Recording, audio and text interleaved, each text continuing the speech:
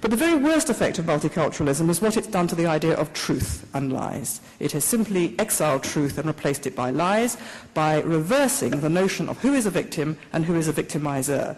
It goes like this. As you probably know, minority rights is a phenomenon in America too. If you are a minority, racial, sexual, religious, ethnic, whatever, you are deemed to be a victim of the majority. This actually doesn't apply to Jews, who are not considered a minority at all, because as we all know, they run America, but put that to one side. If you're any other kind of minority, if you do something terrible, we can all agree the deed is terrible, suicide bombing is terrible, we can all broadly agree with that, apart from one or two parliamentarians and the Prime Minister's wife. However, we can't hold you as a community responsible or accountable because you are basically the victims of us, and therefore it's basically our fault. Islamophobia, war in Iraq, or whatever it is. Now, this is lethal in respect of this, that it plays directly into the Muslim refusal to accept any responsibility or blame on their part, and to blame their victims instead. And they do this for this reason, that they genuinely believe that their culture, their faith, is under assault by a West which is out to destroy them. They genuinely believe that, and therefore they genuinely believe that what are, objectively speaking, acts of aggression by them, 9/11, 7/7, etc., they genuinely believe these are acts of self-defense. And they genuinely believe that any acts by the West or the free world to defend itself against these objective acts of aggression, America into Afghanistan or Iraq, Israel against the Palestinians, those acts are proof that the West is indeed out to destroy them. Now, this fundamental untruth has created a kind of dialogue of the demented, in which you can't get off the same page. You can't have a dialogue with these people because you're not speaking on the same basis.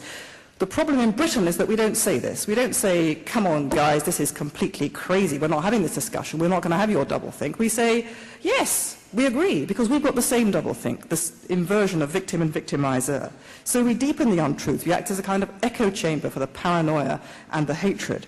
And this is particularly a problem in Britain because the left, which controls British culture, demonizes the chief victimizers and aggressors of all, America and Israel. So not only is there no challenge to the central Islamist conceit of the big and the little Satan, America and Israel, but this is echoed in mainstream British discourse now, where anti-Americanism is at epidemic proportions and Israel is well on the way to being delegitimized. And this acts as an echo chamber, as I've said, for Muslim prejudice, paranoia, and victimization. This has actually brought together, believe it or not, left and right. The left, we all know, anti-America, pro-third world, Palestinianism is the fashionable cause of choice, so much is obvious. The right in Britain are what we call Middle Britain, which is a kind of equivalent of your red states, come from a very different perspective. They are isolationist. They think the world is a very dangerous place. If we don't hurt them, they won't hurt us. Why are they hurting us? Because we must have done something terrible to them. What terrible thing have we done to them? We look at the BBC every day. We see these pictures of Palestinian houses being destroyed by Israeli bulldozers. Look no further. It's all America's fault. It's America which is supporting Israel. Israel is the cause of the problem because of the suppression of the Palestinians.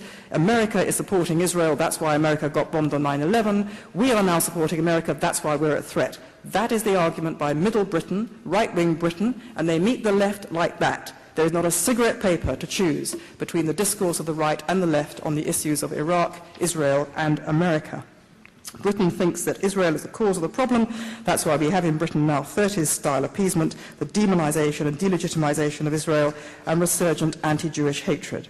And this is fueling a hatred. It was having two terrible effects. It's acting as a lethal echo chamber for Islamist paranoia and violence, and it's fueling a hatred of America and Israel among the non-Muslim population, which is, I think, causing Britain and indeed increasingly the West to falter in the defense of the free world. Because what we're seeing now is a cultural collapse, a collapse of nerve, a collapse of cultural nerve in Britain and in Europe, and I'm afraid I now see it encroaching in America too.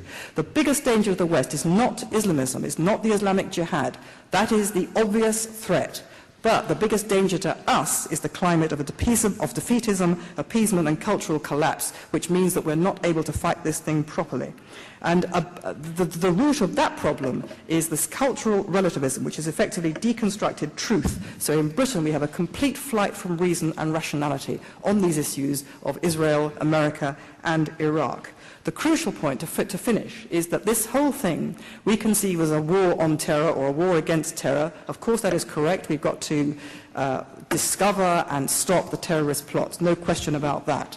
But the bigger war that we are facing is a war of ideas. It is ideas that kill. The Islamists are very, very shrewd and intelligent. They have understood something we find it very difficult to understand. They understand that the people who colonize the world of ideas win this thing.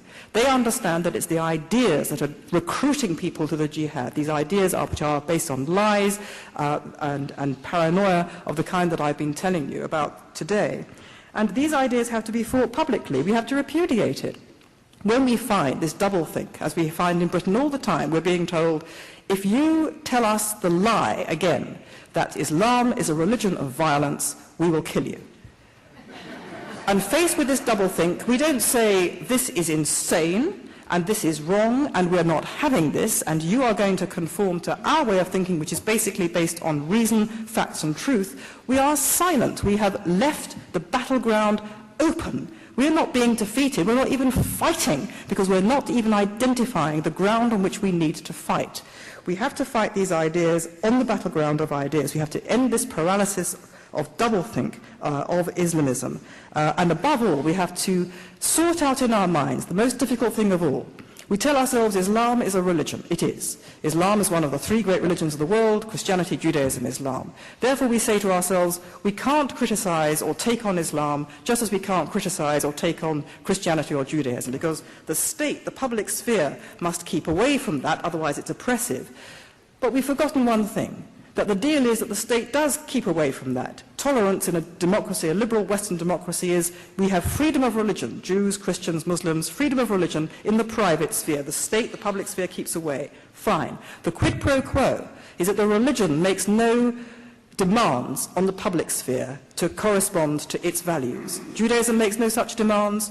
Christianity, well, we are indeed a Christian civilization. But basically there is a division between church and state, between synagogue and state. There is no division between mosque and state. So we have to say to the Muslim world, if you wish to live in the West, that's fine by us, provided you play by the rules. The rules are religion is private. You are spiritual, you get spiritual sustenance from Islam, fine by us. Not for us to say whether this is true or not.